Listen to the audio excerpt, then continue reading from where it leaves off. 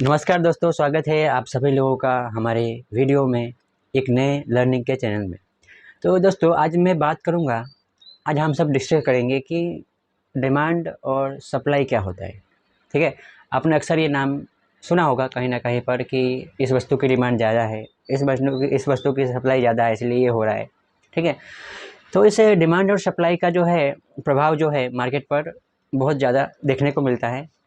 जैसे कि सिंपल भाषा में बात करें तो एक किसान का हम एग्जांपल लेते हैं कि एक किसान है, वो टमाटर की खेती करते हैं और उनके पास जो है टमाटर जो है हर हर साल की तुलना में इस साल में बहुत ही कम मात्रा में, यानी कि 20 क्विंटल ऐसे कुछ टमाटर हुए हैं और मार्केट में जो है करीबन 100 क्विंटल की डिमांड है।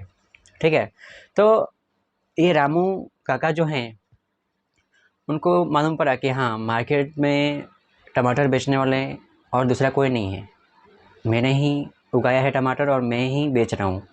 तो रामू काका का थोड़ा सा अगर बुद्धिमान होंगे, थोड़ी अपनी बुद्धिमत्ता दिखाएंगे तो उस इस स्टॉक को थोड़ा सा 15-20 दिन या फिर थोड़ा सा होल्ड करेंगे, या फिर उस स्टॉक को अगर टमाटर की प्राइस थोड़ा 10% या 20% से बढ़ा भी देते हैं तो उन्हें अच्छा प्रॉफिट मिल सकता है।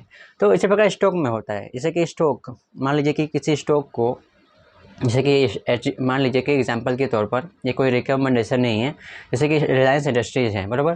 तो रिलायंस इंडस्ट्री में किसी बड़े एफआईडीआईज को या फिर किसी म्यूचुअल फंड मैनेजर को ऐसा पता चला कि इस रिलायंस का स्टॉक जो है ये पिछले 10 या 15 दिनों में या फिर कुछ महीनों में ये अच्छा रिटर्न देने वाला है। तो बड़े एचएनआईज और बड़े म्यूचुअल फंड जो है वो क्या करेगा कि उस स्टॉक को जो है बाय करके, थोड़ा थोड़ा बाय करके, देखिए कोई भी जो बड़े म्यूचुअल फंड होते हैं, बड़े एफआईडीआईज होते हैं, वो किसी भी स्टॉक को उन्हें खरीदना होता है तो वो एक बार नहीं खरीदते। ठीक है, एक बार खरीदेंगे तो प्राइस जो है एक बार ऊंची उछाल देगी, ताकि जिससे सबको पता चल जाएगा। अब अब उसमें क्या होता है कि अगर अगर एक बार वो लोग खरीद ले तो प्राइस जो है बहुत ही जल्दी बढ़ जाएगी, प्राइस बहुत जल्दी बढ़ जाएगी, तो उन्हें और भी स्टॉक खरीदना है बड़े चेन्नई को, तो सब लोग खरीदने वाले आ जाएंगे। तो ये बड़े म्यूचुअल फंड मैनेजर हैं, उनको स्टॉक खरीदना होगा तो खरीद नहीं पाएंगे। क्यों नहीं खरीद पाएंगे? क्योंकि लिक्विडिटी होगी नहीं।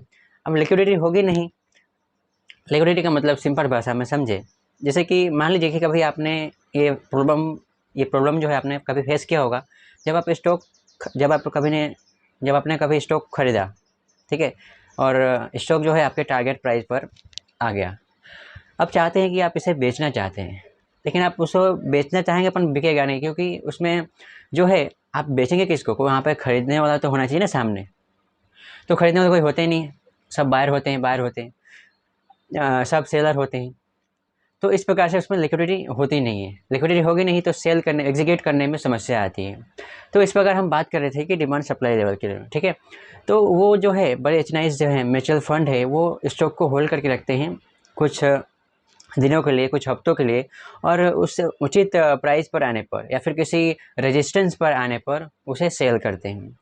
और उसी प्रकार अगर सिंपल स्टॉक मार्केट की भाषा में समझे तो डिमांड सप्लाई, यानी कि मान लीजिए कि ये स्टॉक है, ये स्टॉक में सप्लाई यानी कि डिमांड, सेल करने वाले लोग बहुत कम हैं। अब कोई भी स्टॉक है, ठीक है, किसी ने भी खरीदा है तो उसे सेल क्यों करेगा?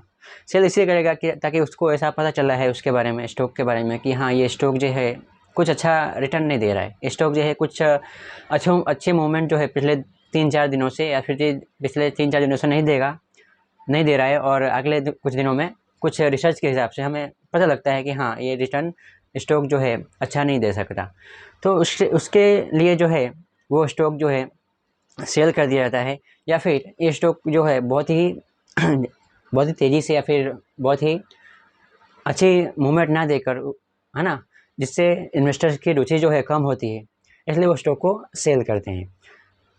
अब ये स्टॉक को सेल करते हैं तो जो बड़े इन्वेस्टर्स हैं वो अपने एनालिसिस से, अपने जो है थिंकिंग कैपेबिलिटी से, अपने रिसर्च से पता लगाते हैं कि ये स्टॉक जो है किस प्रकार से है, इस स्टॉक में इन्वेस्ट किया जाए कि नहीं किया जाए। तो इस प्रकार से वो डिमांड और सप्लाई का यूज़ करके, है ना, कैंडल स्टिक का यूज़ करके, चार्ट पैटर्न का यूज़ करके, टेक्निकल एनालिसिस का यूज़ करके वो डिमांड एंड सप्लाई को मार्क करते हैं और उसे ट्रेड करते हैं। तो इस प्रकार डिमांड सप्लाई होता है। तो दोस्तों आज के लिए इतना ही, मिलते हैं अगले वीडियो में, तब तक के लिए जय हिंद।